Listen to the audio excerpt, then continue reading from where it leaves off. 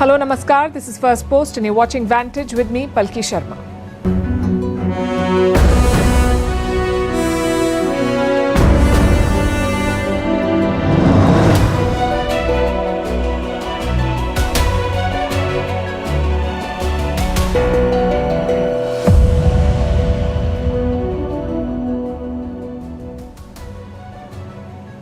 India's enemy and partner have joined hands. Pakistan has agreed to a mutual defense deal with Saudi Arabia. An attack on one of them will be an attack on both.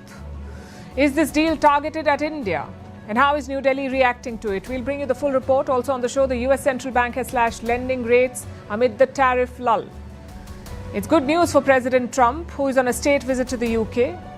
We'll decode his talks with Prime Minister Keir Starmer. In the world of tech, Meta has come out with a new product, a pair of Ray-Ban glasses boosted by AI. Closer home, Prime Minister Modi reaches out to Nepal's interim leader. In Indonesia, deadly protests test President Subianto. While back in America, their cherished freedom of expression is under threat.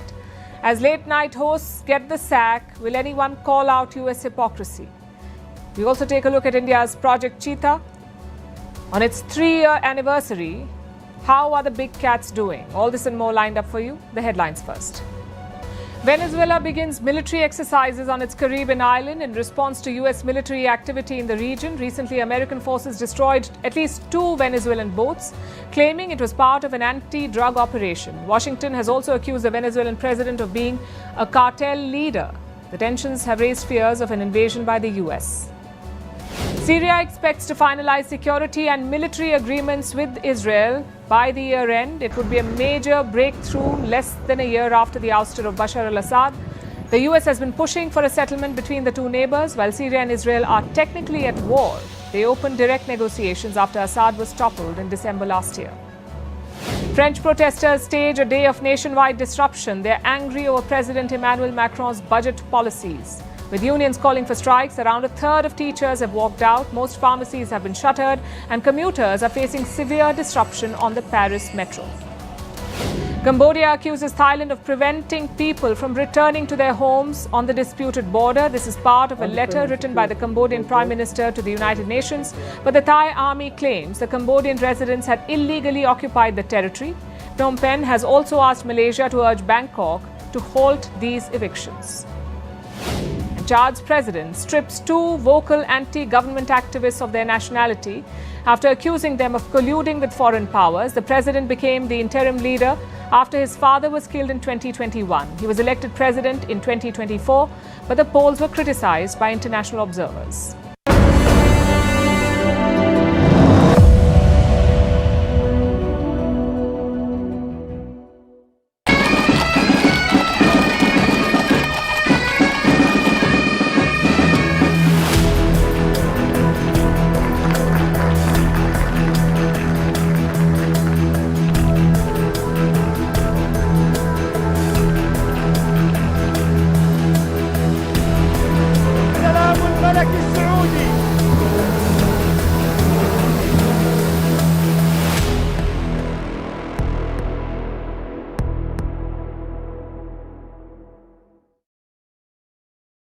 Pakistan has struck a new deal with Saudi Arabia. For a change, it's not a loan deal. It's not a bailout either. This one is a mutual defense deal, sort of like a bilateral NATO agreement. It says an attack on one country will be treated as an attack on the other. Even India has responded to this deal. New Delhi says it is studying the implications. The question is, why has this deal been signed now, and is it targeted at India? Let's look at the lead-up. Pakistan's Prime Minister Shehbaz Sharif was in Saudi Arabia yesterday. He was hosted by Crown Prince Mohammed bin Salman, and the pictures told a story. Riyadh organized a grand welcome for Sharif, an F-15 fighter jet escort, a ceremonial reception, and a guard of honor. Inside, it was clear why. Sharif and MBS signed a mutual defense treaty. They shared a warm embrace afterwards.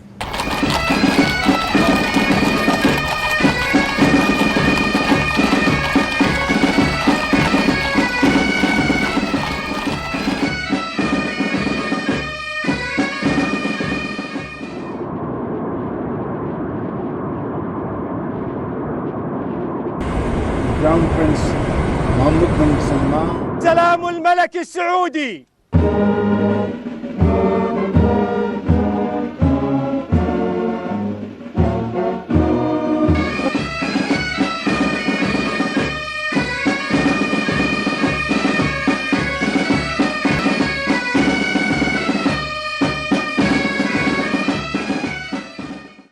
So what does this treaty say?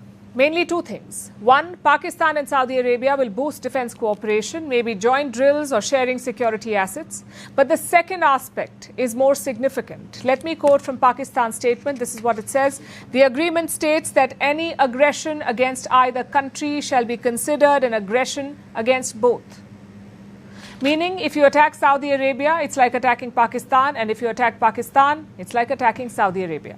Therefore, both countries will hit back together. On paper, this is what mutual defense means. Of course, this raises several questions. For starters, how will Pakistan and Saudi Arabia hit back? We know Pakistan is a nuclear power. They also have a first use policy, meaning they can use nuclear weapons even in a conventional war. So will Pakistan use their nukes to defend Riyadh? This question was put to a Saudi official. Listen to their response. This is a comprehensive defensive agreement that encompasses all military means. Sounds like nukes are on the table, which brings us to the second question. Is this targeted at India? Well, New Delhi has reacted to the agreement. This is what they've said. The government was aware that the development had been under consideration. We will study the implications of this development for our national security as well as for regional and global stability. So India is saying it was not caught off guard. It knew that such a deal was being discussed, and that in itself is a story. Either Indian intelligence extracted this information or Saudi Arabia kept New Delhi in the loop. Either way, it's a big deal. Riyadh is being extra careful to not antagonize India. Saudi officials say the ties are robust, India-Saudi ties, and will continue to grow. They say this deal with Pakistan is not targeted at any country. But is that really the case? This deal is certainly targeted at other countries, but chances are it's not India. And I'll explain why I'm saying this. For decades, the United States has protected West Asia's Gulf monarchies, whether it's Saudi Arabia or the UAE or Qatar. Washington shielded them from their regional enemies like Israel and Iran. But in recent years, the US has pulled back from West Asia. They have left these countries vulnerable. Just look at what happened this year. First, Iran launched missiles and drones at a US base in Qatar. Then Israel launched airstrikes at Hamas targets, also in Qatar. That's 2 attacks in 4 months. And in both cases, the United States did not retaliate. In Israel's case, the US did not even defend. So naturally, Gulf monarchies are spooked. What if the US is incapable of defending them? What if the US is not interested in defending them? They don't have a cutting-edge air force like the Israelis, nor do they have a missile stockpile like Iran. Maybe that's why Riyadh turned to Pakistan. Like their own army chief said, Pakistan is a dump truck. They can extend their nuclear umbrella to Saudi Arabia. And this is neither new nor surprising because Islamabad and Riyadh have had long-standing military ties. Pakistani soldiers have been deployed to the Saudi kingdom multiple times. Pakistan has also trained Saudi troops, around 8,000 of them since 1967. Even today, hundreds of Pakistani soldiers are stationed in Saudi Arabia. The equation is quite simple. Riyadh gives money, Islamabad gives the muscle. Yesterday's deal only formalizes this arrangement. Of course, Pakistan will spin this differently. They will inevitably link this to India. So let's address that angle as well. India is a crucial partner for Saudi Arabia. New Delhi is Riyadh's second biggest trade partner. Bilateral trade is around $42 billion. Compare that to Pakistan. Saudi Arabia's trade with Islamabad is just $3 to $4 billion. So let's be real here. Riyadh is never going to join a campaign against India. Words of support, maybe, but military help, highly unlikely. Also, this is not Pakistan's first mutual defense treaty. Let's go back to the 20th century. In 1955, Pakistan joined a mutual security bloc called CENTO, the Central Treaty Organization. This bloc had Pakistan, Turkey, Iran and the UK. And it also had the support of the US. But did that help Pakistan in the war of 1965? Or the 1971 war? It did not. Nor did it deter India from defeating Pakistan. So the fact is, mutual defense is a complicated arrangement. It sounds good in theory, but in practice, there are several variables. Having said that, such a deal is not something that you can ignore. At the very least, it confirms one thing, that the Gulf Arab states will not abandon Pakistan. If anything, they will boost ties, and that is something that India should always keep in mind. Now let's talk about the American economy. The US Federal Reserve has made a move. That's the American Central Bank. They call it the Fed. They have a new mission on their hands. How to avoid a recession in the US. After months of holding steady, the Fed has cut interest rates. In support of our goals and in light of the shift in the balance of risks, today the Federal Open Market Committee decided to lower our policy interest rate by a 0.25 percentage point. It's a 0.25% cut that brings the interest rate between 4 and 4.25%. It is called the benchmark rate. It's the rate at which banks borrow from each other, but it affects all kinds of debt. From credit cards to home loans, it touches everything. And this is the first rate cut since December 2024, since December last year. The Fed chief says more cuts may follow. There could be 2 more reductions before the end of this year. The Fed chief is a man called Jerome Powell. Over the last few months, he has been under tremendous pressure from the White House. President Trump has been attacking him personally. He says Powell has been slow to cut rates. I think he's done a bad job, but he's going to be out pretty soon anyway. In eight months, he'll be out. But I call him too late. He's too late all the time. He should have lowered interest rates many times. So Trump has finally got his wish. But the Fed insists that it's not politics that has driven these rate cuts. It is hard data. The Fed was being cautious before, but now it is concerned. And one of its main worries is the job market, the US labor market. It is weakening. Unemployment has touched 4.3%. That's a 4-year high. My colleagues and I remain squarely focused on achieving our dual mandate goals of maximum employment and stable prices for the benefit of the American people. While the unemployment rate remains low, it has edged up. Long-term unemployment is rising. More than 1.9 million Americans have been jobless for 6 months or more. 1.9 million, that's over 25% of all unemployed people in the US.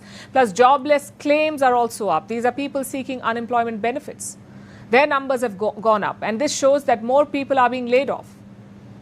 And to make matters worse, America is creating fewer new jobs. Look at the jobs added in the last financial year, 911,000 less than the year before. And all of this is making workers lose confidence. We have the findings of a new survey. It says only 45% Americans believe that they will find a new job if they are laid off. These numbers have sparked concerns at the Federal Reserve, and that is why they're cutting rates. So how does a rate cut help? A rate cut makes borrowing cheaper. Since interest rates are lower, your EMI is lower, so more businesses get loans. It also makes home loans and credit card debt less expensive, and this gives consumers more confidence to spend. And when the spending goes up, it fires up economic activity. It supports job creation. It boosts growth. Basically, this is how the Fed can avert a recession. But cutting rates is not a risk-free strategy. It also has a flip side. If interest rates fall too quickly, it can fuel inflation. Prices tend to go up because people are spending and the demand has increased. So that's the challenge for the Fed. It has to balance 2 goals. It has to keep inflation under control and it has to keep prices stable. At the same time, it has to ensure that there's enough money flowing in the economy so that more jobs can be created. Now, this is a tricky balance. A tough one to strike. These 2 goals are pulling the Fed in different directions. Inflation was close to 3% in the month of August in the US. And that's high for America, 3% inflation. The Fed's target is 2%. So 3% is a problem. Inflation has eased significantly from its highs in mid-2022, but remains somewhat elevated relative to our 2% longer-run goal. Prices are already high and Trump's tariffs are making the situation worse. Import duties on everyday items are up. This has made clothes expensive and this has caused grocery bills to rise. Tariffs have increased prices by almost 2%. That's according to a report by Yale. So the Fed here is walking a tightrope. If they cut interest rates too fast, inflation could spike further. If they move too slowly, the economy could slip into recession. So what will they do? What is their game plan? Well, Jerome Powell says they will go, and I'm quoting, meeting by meeting, meaning the Fed will keep tracking the data and they will decide on a case-by-case basis. It's a cautious approach. The goal is what economists call a soft landing. What's a soft landing? It means the Fed wants to slow down the economy just about enough to bring inflation down without raising recession risks. Or as Jerome Powell put it, this is, and I'm quoting again, this is a risk management cut. It's not a panic move. Just a recalibration for now. But can they pull off a soft landing? Or is it already too late for the US? The next few months could decide the fate of America's economy.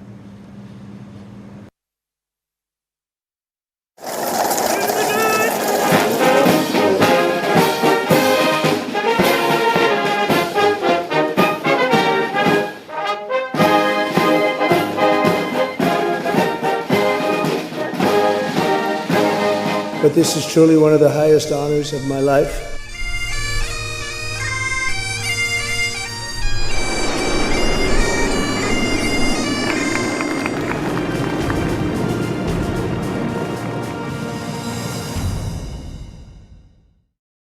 From the moment Air Force One touched down, Britain put on a show for Donald Trump. It wasn't just a red carpet. There were gold carriages, bagpipe serenades, grand gilded welcome dinners, things only a monarchy can muster. From the booming of ceremonial cannons to the cavalry welcome and the Royal Guard of Honor, yesterday was day one of Trump's visit in the UK, and this day had one purpose. It was designed to flatter a man who thrives on spectacle.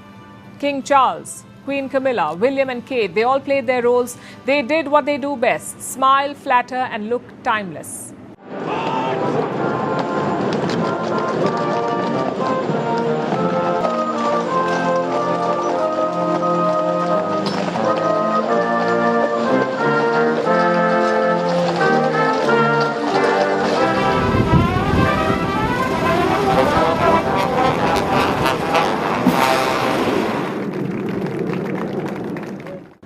The guests were then escorted to the castle.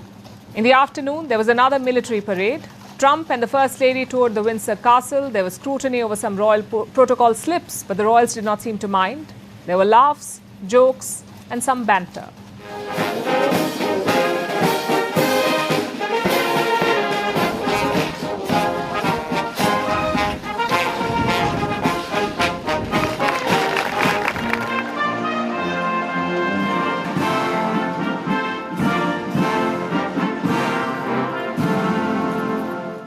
But the highlight of the evening was this, a grand state banquet held in the honor of the US president. After all, this is a first. Donald Trump is the first US president to enjoy a second state visit to the UK. His last visit was in 2018. It was during his first term as president. And this is his second one. And Trump made sure that no one forgot about this nugget of information. It's a singular privilege to be the first American president welcomed here. And if you think about it, it's a lot of presidents, and this was the second state visit, and that's the first, and maybe that's going to be the last time. I hope it is, actually. But this is truly one of the highest honors of my life. Such respect for you and such respect for your country. King Charles praised the American democracy. Trump praised the British Empire. There was talk of kinship and a so-called unbreakable bond.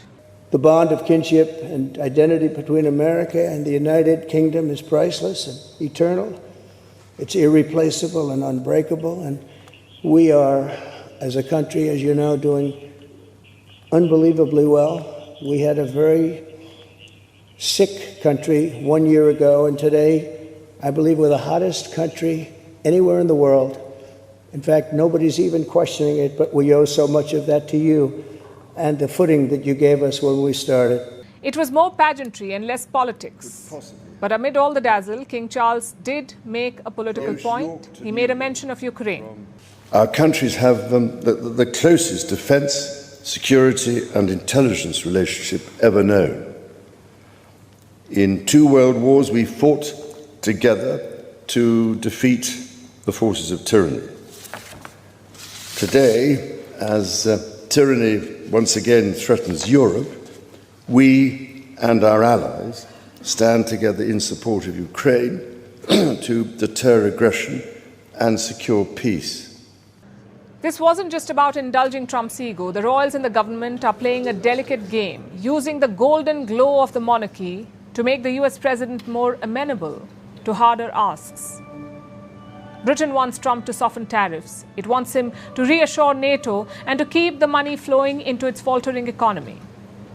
The monarchy's role here was to butter up the US president, to distract, dazzle, and deliver Trump to the politicians, especially in the best possible mood. And by all accounts, day one worked. Together we've done more good for humanity than any 2 countries in all of history. Together we must defend the exceptional heritage that makes us who we are, and we must continue to stand for the values and the people of the English-speaking world, and we do indeed stand for that. If day one was about tiaras, day 2 was about trade. Trump swapped Windsor's chandeliers for checkers. That was the UK Prime Minister's countryside estate. There was a guard of honour, a tour of Churchill's wartime archives, and then private talks with Prime Minister Keir Starmer. And the Churchill angle is more than symbolic. It's a reminder of the quote-unquote special relationship between the UK and the US. Trump's visit this time has brought $204 billion in investment. Blackstone is investing around $122 billion. The likes of Palantir, Boeing and Stax have also made commitments. But all this gloss does not hide the cracks. The UK was the first country to strike a trade agreement with the US. British imports face a tariff of 10%. But British steel and aluminium are still subject to 25% tariffs. Pharmaceutical firms are pulling out. So this visit was very much about business, about securing investments and creating jobs. We've already taken a big steps forward. And we're going further today, much further. In a moment, the President and I will sign our groundbreaking new technology partnership, the Tech Prosperity Deal. It's a blueprint to win this new era together, shape it according to our shared values, and seize the incredible opportunities that are on offer. Today we're making those ties closer than ever before. We've done some things that financially are great for both countries, and we work together, and it keeps us together, and I think it's an unbreakable bond we have, regardless of what we're doing today. I think it's unbreakable. But this is very big, and I want to thank all of the incredibly talented business leaders, the best in the world, biggest in the world, here this afternoon for investing in the Anglo-American Alliance. Of course, it wasn't just the fairy tale scenes. There was also a fair bit of drama outside. Anti-Trump protesters filled the streets of London. Many carried miniature versions of the infamous Trump baby blimp. Campaigners projected images of Trump with Jeffrey Epstein onto Windsor Castle itself. Human rights groups accused him of enabling the genocide in Gaza. Climate activists accused him of denying science.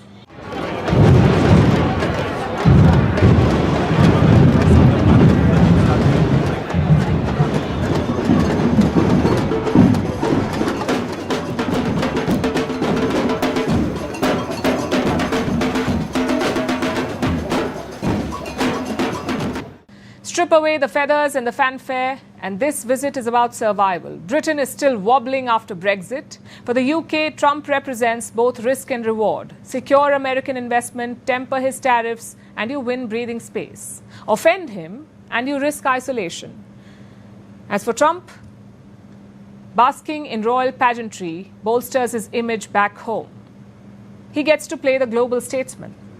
And that is why day one was all tiaras and fanfare, but day 2 is the one that will actually decide whether the visit was worth it. It should have been a victory lap. Mark Zuckerberg was standing under violet lights at Meta's California campus. He was wearing what he called the future. A pair of smart glasses, glasses that can text, stream, and whisper recipes in your ear, all powered by artificial intelligence. It's a push for augmented reality, and these glasses start at $799 a pair. The Meta CEO called it a bold new age of wearable AI. But the demos reminded everyone of a simple truth. Tech does not always bend to the CEO's will. These high-tech glasses glitched, not once but twice. The first time was during a cooking demo. A man wearing the glasses asks, "How do I start this sauce?" He expected a detailed recipe, but the glasses had a mind of their own. They skipped the first few steps. So the man kept asking, "Start from the beginning." But it did not work. The glasses kept skipping a few steps. Hey Meta, start live AI. Starting live AI. I love the setup you have here with soy sauce and other ingredients. How can I help? Hey, can you help me make a Korean-inspired steak sauce for my steak sandwich here? You can make a Korean-inspired steak sauce using soy sauce, sesame oil. What do I do brown first? sugar.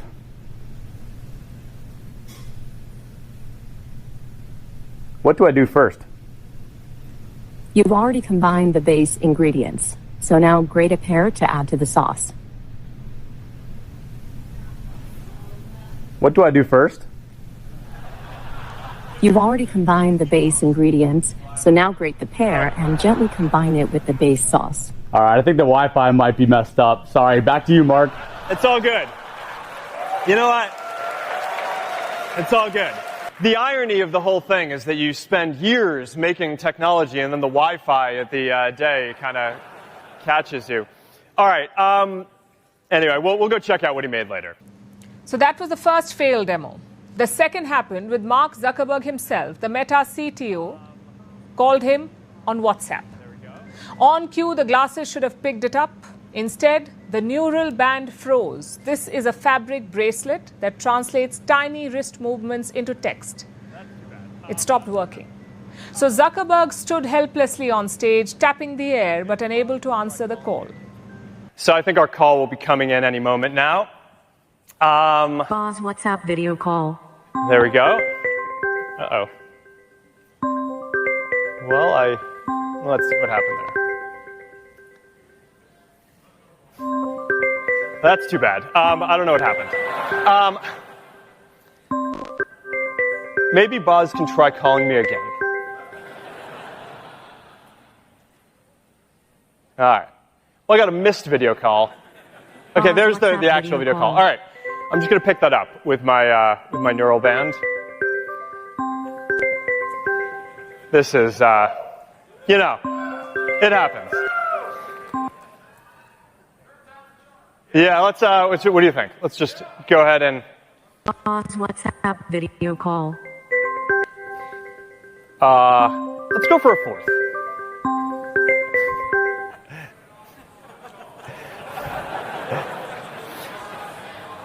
All right, try it again. I keep on messing this up. And if not, then we'll go for the less fun option. Okay.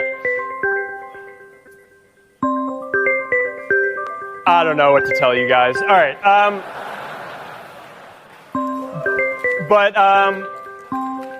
We're going to have Buzz come out here, and we're just going to go to the next thing that I wanted to show and hope that will work. It was a metaphor too perfect to ignore. Meta is trying to wire the future, but it can't even pick up the phone. Although, to be fair, glasses make sense as a bet. People already wear them every day. These are less bulky, more stylish, and Meta is also working with familiar brands like Ray-Ban, so it is a good bet. In fact, Meta entered this market in 2023. Reports suggest it has sold around 2 million pairs of smart glasses since then. And Mark Zuckerberg is not wrong here. Wearable computing could be the next great interface. But the problem is execution and the way Meta has been going about it. In 3 years, Meta has pivoted more times than we can keep count. First, it was the metaverse, a cartoonish virtual world that connects users. Billions were poured into this and billions were lost. Then came the VR headsets. It worked for some time, but adoption stalled outside of mostly gamers. And now they have these AI-powered glasses, and in the background, there's a massive bet on AI superintelligence. $15 billion invested in data centers, poaching talent from rivals with multi-million dollar paychecks, and promising that machines are smarter than humans. You see, tech companies usually bet on one platform at a time or one idea at a time. Apple has the iPhone, Google has search, Amazon has Prime, but Meta has eggs in every basket, from social networks to VR to AR and even smart glasses and AI. But if everything is the future, then why isn't it working? The metaverse flopped, Threads fizzled, VR still feels like a hobby, and the glasses that were supposed to be the next great leap stumble live on stage. And amid all of it, there are protests outside Meta's offices. These are protests by parents, activists, and former employees. They're demanding stronger protections for children online. Some have even accused Meta of burying internal research that showed how harmful their platforms were for children. So Zuckerberg is pitching eyewear that could change your life, but families are demanding that Meta stop ruining theirs. The disconnect is jarring. Meta is chasing tomorrow while still failing to answer for yesterday. So here's the big question. What is Meta really? Is it a social media company? Is it a hardware manufacturer? Is it an AI lab, a streaming hub, a VR studio? What is it? Right now, it's trying to be all of them at once. And it's good to be ambitious. But the problem is this. Meta wants to build the next great platform, but it's still struggling to prove it can master the one it already has. Now let's turn to Nepal, where a major political shift is underway, and at the center of it is Sushila Karki, the former Chief Justice of Nepal and the current Prime Minister. She took charge last Friday as the interim PM. And today she held her first call with a foreign leader. Karki spoke with India's Prime Minister Narendra Modi. Just 2 days ago, the Indian ambassador to Kathmandu also met her. As Nepal begins to reshape its political identity, India is choosing to engage early. Our next report has more. Earlier this month, Nepal changed almost overnight. In just 48 hours, a government collapsed. Protesters, mostly young Nepalis, took to the streets. They weren't just marching. They were furious. They stormed official buildings. They set fire to political residences. Even luxury hotels were torched and looted.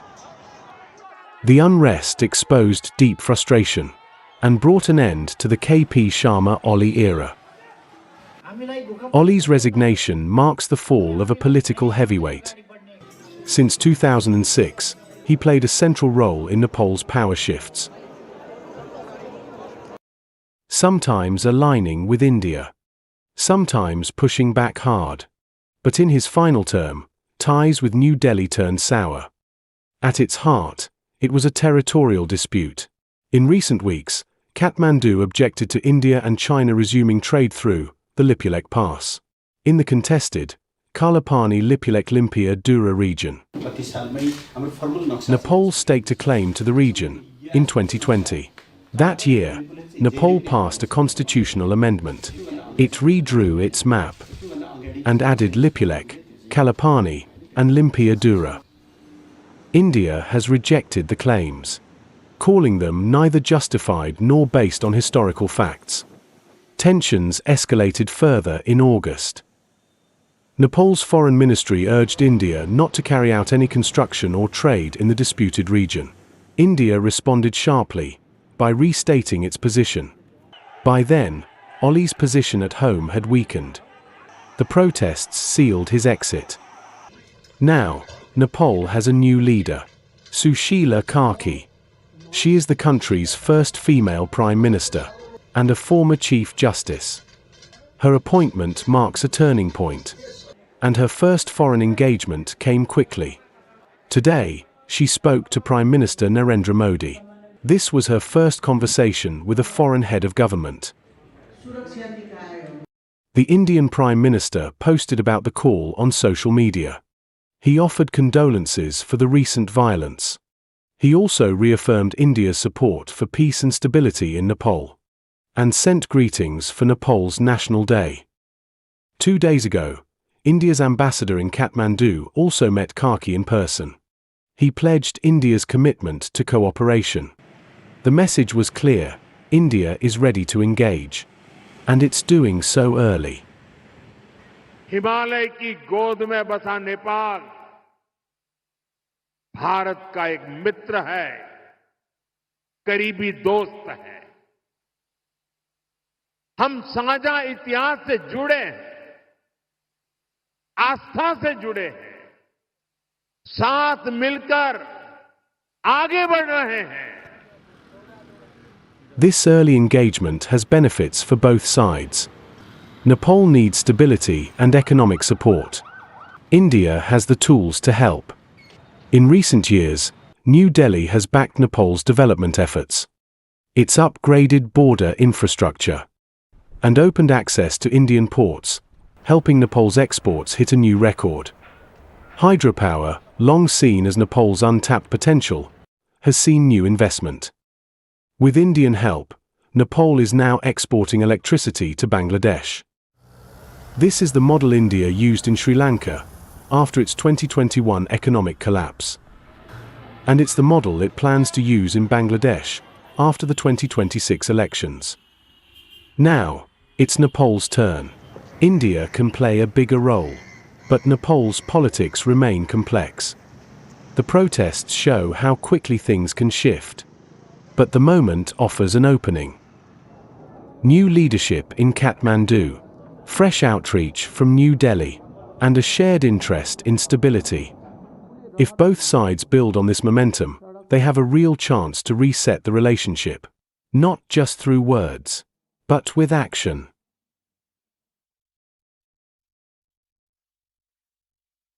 For our next story, we look at Indonesia. It is the largest economy in Southeast Asia. In recent days, Indonesia has faced unrest that echoes scenes seen in other countries, and perhaps the worst violence in decades.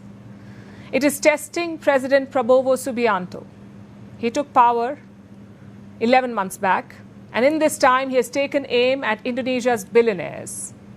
And now it seems to have reached an inflection point. Tonight, we'll break it down for you. The protest began on the 25th of August. The initial spark was anger over housing allowances granted to lawmakers. Demonstrators gathered outside the parliament in Jakarta. Riot police responded with tear gas and water cannon. And within days, demonstrations spread to more than 30 provinces across the country. Several regional parliaments were also torched. The flashpoint came on August 28th. When a police vehicle ran over a motorcycle delivery man. He was not part of the protest, and his death ignited further rage. Riots and arson followed. Homes of prominent politicians were looted. By early September, at least 10 people had died. More than 1,000 were detained in Jakarta. Human rights groups criticized the police for excessive force. The anger went beyond lawmaker allowances. By now, it was about low wages, unemployment, growing inequality, a whole lot of things. And the state budget did not help. President Prabowo reportedly cut regional funding to its lowest level in a decade. At the same time, he boosted defense spending. And he doubled funding for his flagship free meals program. Many people felt the priorities were misdirected. So to ease the pressure, Prabowo made concessions. He scrapped some lawmaker privileges and he announced a cabinet reshuffle. 5 ministers were removed. Among them was the finance minister, Sri Mulyani Indrawati.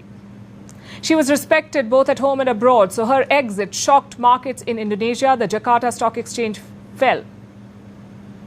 Indonesian rupiah depreciated against the US dollar, and investors began to question the country's economic direction. The new finance minister is a man called Purbaya Yudhisadeva. He's an economist.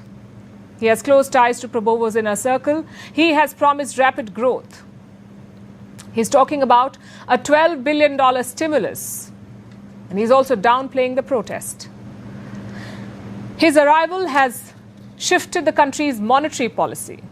The Central Bank of Indonesia announced an interest rate cut yesterday, and it was a surprise decision. The bank lowered the reverse repo rate. It was decreased by 25 basis points. It now stands at 4.75%. This is the rate at which the central bank lends money to commercial banks. Two other important rates have also been reduced. The message they want to send is this, that the central bank, and I'm quoting, the central bank is all out pro-growth. That's the message. But the pitch did not find takers. Critics say the central bank is no longer independent. And that brings us to Prabowo's next target, Indonesia's business tycoons. He believes they have grown too wealthy. He says they hold too much power in politics. He is looking for ways to seize what he calls ill-gotten gains. This includes palm oil plantations and mining assets. Reports say the government has already taken control of millions of hectares, and that billionaires could be next. They could be the next target, needless to say. This has spooked business elites. At the same time, he is sidelining allies of his predecessor, Joko Widodo. He is also allegedly redirecting resources into his own priorities. One of them is a new sovereign wealth fund called Danantara. So the message is quite clear. Prabowo wants to redesign Indonesia's economy, a model of China-style state-led capitalism where the government controls national wealth and redistributes it among the people. But the cost of this shift could be high. The protests have exposed public frustration. Investors are nervous. There are questions about Prabowo's loyalists. Do they have the experience to deliver? Experts warn that if inequality is not addressed, this unrest could return, and the next time it may be even harder to contain. So Indonesia's future now hangs in the balance. President Prabowo has consolidated power. The question is, can he translate that into public trust? Europe has unveiled a new strategic roadmap for India. It promises to redefine ties. It covers everything from tech and defense to connectivity and climate. But in the age of Trump tariffs, the biggest priority is a free trade agreement. The EU says it wants this deal finalized by the end of this year, an FTA with India. And look at the timing. A few days back, US President Donald Trump had asked the EU to impose tariffs on India for buying Russian oil. And what does Europe do? It doubles down on its partnership with India. Our next report has more. Europe has unveiled a new roadmap for India. It is called the New Strategic EU-India Agenda. Promises to reshape ties with New Delhi. The plan has 5 pillars, covers trade and investment, technology and innovation, security and defense, connectivity, and climate and sustainability. All of this is tied together by trade. At its heart is a free trade agreement. The EU wants it finalized by the end of this year. Our new communication sets out possibilities for closer cooperation on trade, technology, and security and defense and climate, a free trade agreement, an investment protection agreement, and a comprehensive air transport agreement can be pillars of this partnership. Brussels also wants defense industry links. It is preparing a so-called Security of Information Agreement. This would allow the exchange of classified material, and it is pushing for joint work on maritime security, cyber defense, and counterterrorism. But alongside these initiatives, there are differences. Europe says India's oil purchases from Russia remain a concern. Because ultimately our partnership is not only about trade, but also about defending rules-based international order. Our negotiations will address these challenges and with the aim of adopting a joint roadmap at the EU-India summit in early 2026. Still, the direction is clear. The EU prefers engagement, not sanctions or tariffs. It does not want India pushed into Russia's corner. And the numbers back this approach. EU-India goods trade has grown by nearly 90% in the past decade. It reached $141 billion in 2024. Services trade added almost $71 billion in 2023. What we need is commercially meaningful, fair agreement. And I need the understanding of my Indian counterparts that it must be fair and balanced, because this is the very important free trade agreement, which, of course, in the European Union has to be approved. The roadmap also highlights green hydrogen, renewable energy, and climate finance. And it backs connectivity projects such as the India-Middle East Europe Economic Corridor. These initiatives show the breadth of cooperation on the table. But what is striking everyone is the timing. Only days earlier, U.S. President Donald Trump had urged Europe to impose tariffs on India over Russian oil. It's a good deal for everybody. Instead, Brussels has doubled down on partnership. The next steps are already on the calendar. Another round of trade talks will take place in Brussels this October. Internal EU discussions will follow soon after, and the roadmap is expected to be adopted at the EU-India summit in early 2026. For Brussels, this is about securing trade, technology, and stability. For New Delhi, it is about expanding markets, building partnerships, and strengthening its global standing. In the end, Europe has made its priorities clear. Its future lies with India.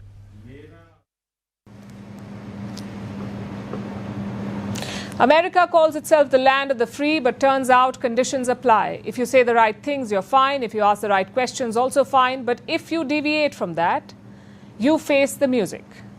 That is the reality of freedoms in America. Look at the latest incident. A popular late-night host has been taken off air. His name is Jimmy Kimmel. He runs a show on ABC network. Yesterday, the network released a sudden statement. They announced that Kimmel's show was suspended indefinitely. Why? Over his comments on Charlie Kirk. Kimmel accused Trump supporters of politicizing this murder. He also mocked some of the president's remarks, including this one. Mr. President, my condolences to you, sir. My condolences on the loss of your friend Charlie Kirk. May I ask, sir, personally, how are you holding up over the last day and a half, sir? I think very good. And by the way, right there, you see all the trucks. They've just started construction of the new ballroom for the White House, which is something they've been trying to get, as you know, for about 150 years. And it's going to be a beauty. It'll be an absolutely magnificent structure. That episode triggered backlash, including from the chair of the FCC. Now, the FCC is the Federal Communications Commission. Think of it as America's broadcasting regulator. They issue licenses, they define media rules, and they approve mergers.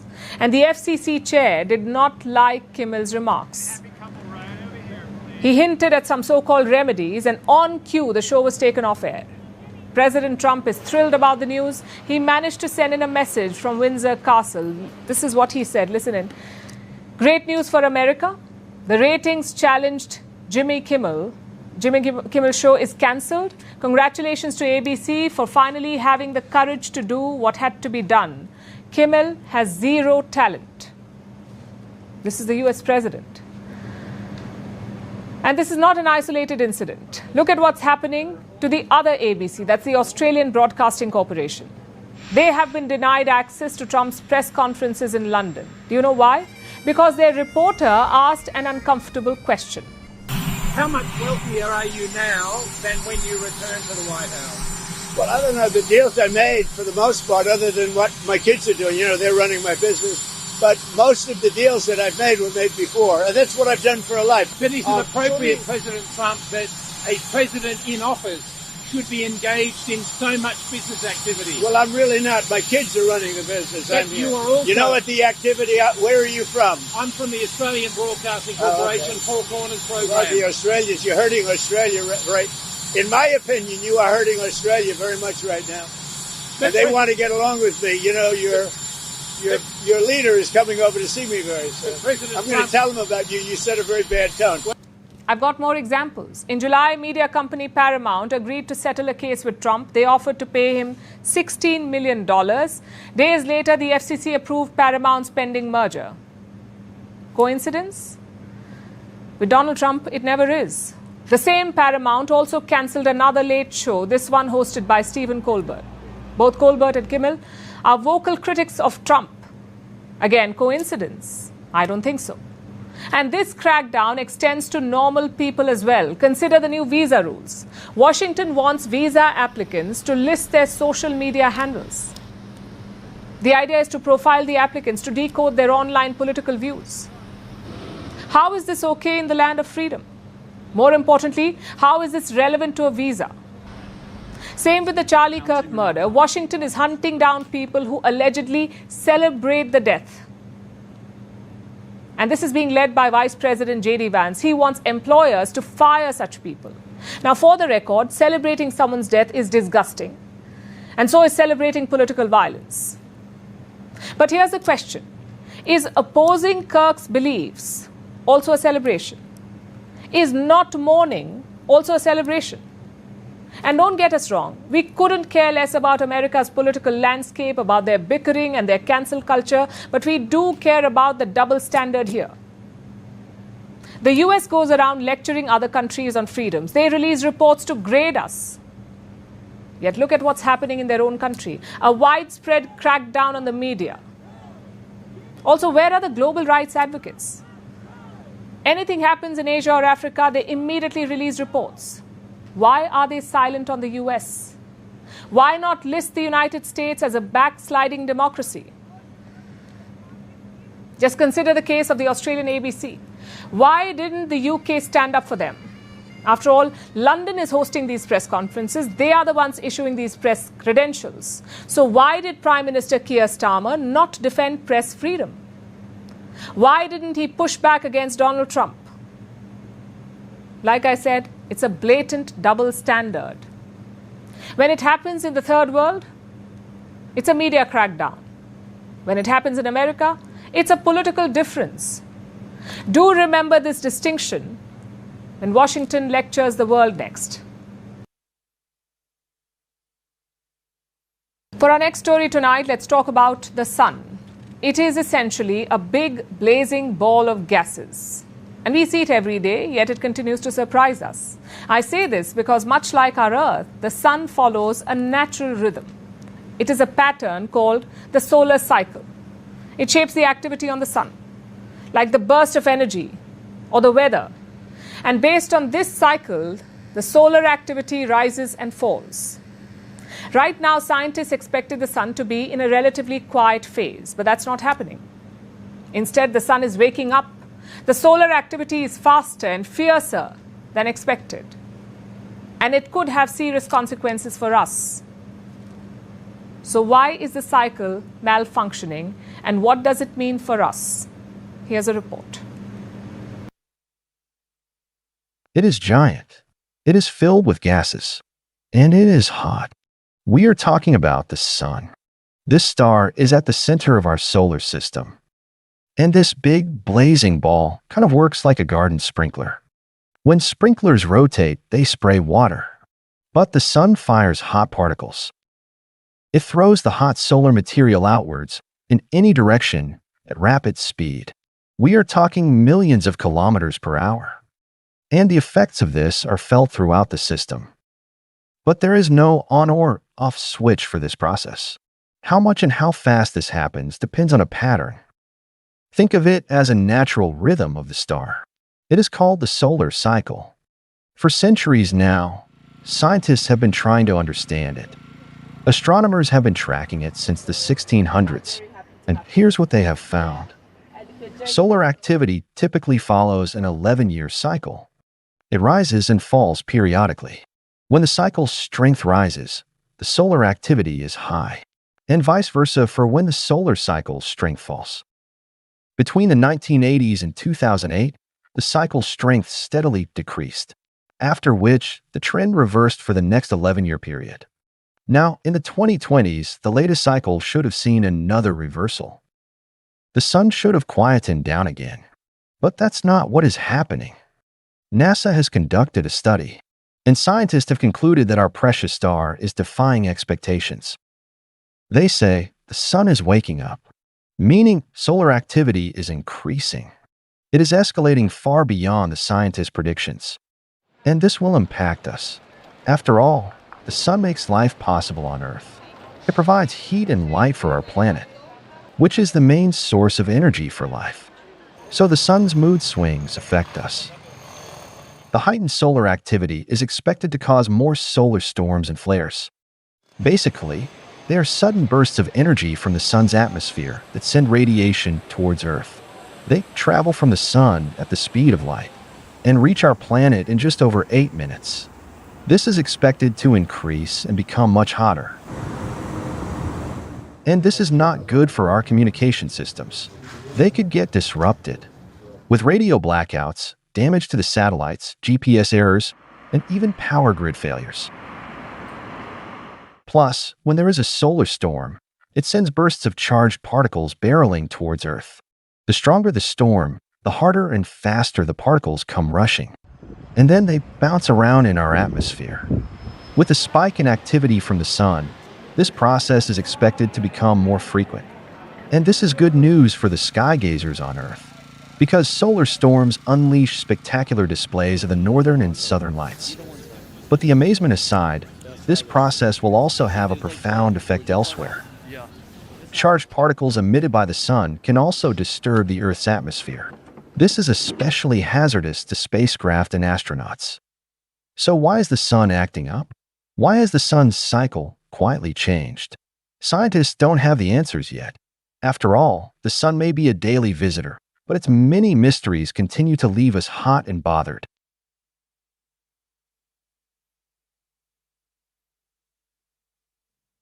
In 1952, that's when the charismatic cheetahs became extinct in India. So on September 17, 2022, on his birthday, Prime Minister Narendra Modi launched Project Cheetah.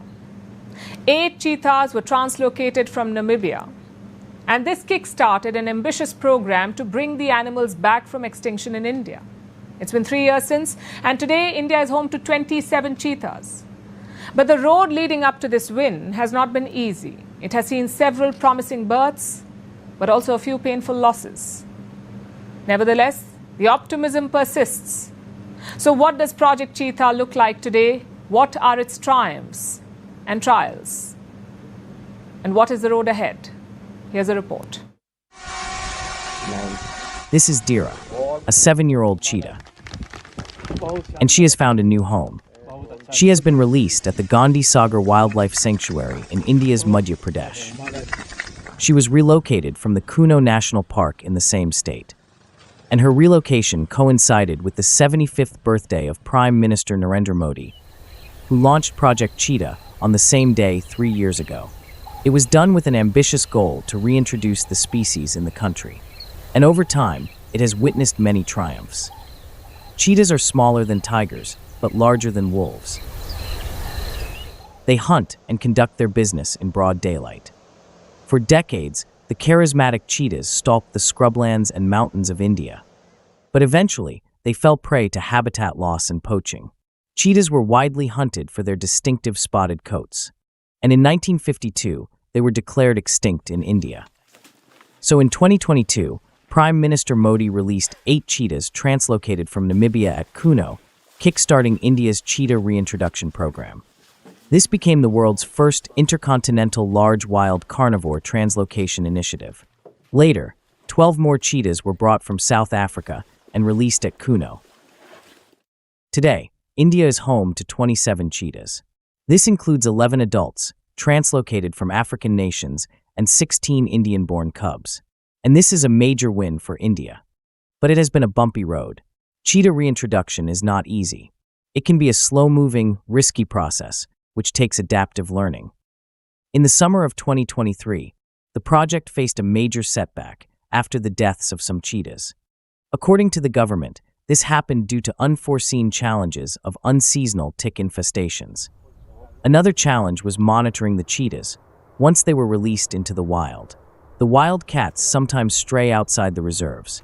There have been cases of them leaving Madhya Pradesh too. and this prompted the Forest Department to track, tranquilize, and bring them back. But amid these issues, there have been many moments of joy as well. Female cheetahs have borne cubs 6 times, and this is a cause for celebration. It goes to show that a relatively new, but stress-free environment has become their new home. Plus, over time, the project has seen technological advancements. For better monitoring, GPS collars or radio collars have been put on the cheetahs. Drones and 8 high-mast cameras with a 2-kilometer range have been deployed, and dog squads have been maintained for the protection of cheetahs. It is commendable that these best practice protocols were developed indigenously. So what lies ahead? Cheetahs are territory-marking animals. So every cheetah needs a territory of its own, meaning, given the 2 reserves in Madhya Pradesh, only a limited number of cheetahs can be accommodated. So as the project moves forward, the cheetahs will need more space. With this understanding, Project Cheetah is eyeing an expansion. And as it looks to the future, with bigger habitats and strengthened conservation efforts, the key is to ensure that these magnificent cats not only survive, but thrive in the wild once again.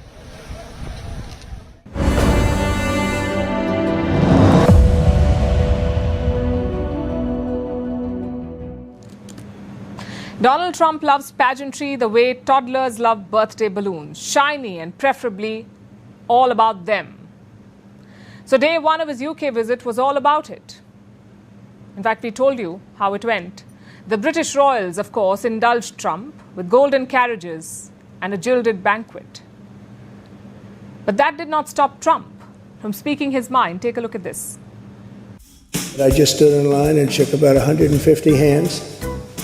And the king knew every single person and every single company, and some of them had bad names like XYZ-Q3.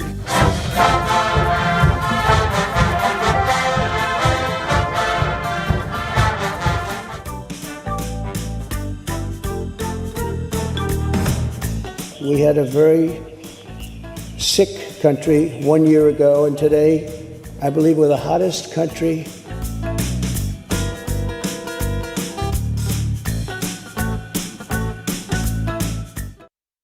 And now it's time for Vantage Shots, images that tell the story. At Windsor Castle, Queen Camilla takes First Lady Melania Trump on a library tour. In Israel, protesters demand a hostage deal outside the Prime Minister's residence. And in Greenland, NATO forces hold drills near icy mountains. Finally, we're taking you back in history. On this day in 2014, Scotland held a referendum on independence. 55% of the people voted to stay in the United Kingdom. Independence has been a long-standing demand of the government in Edinburgh, but the UK government in London opposes it. We're leaving you on that note. Thank you for watching. We'll see you tomorrow.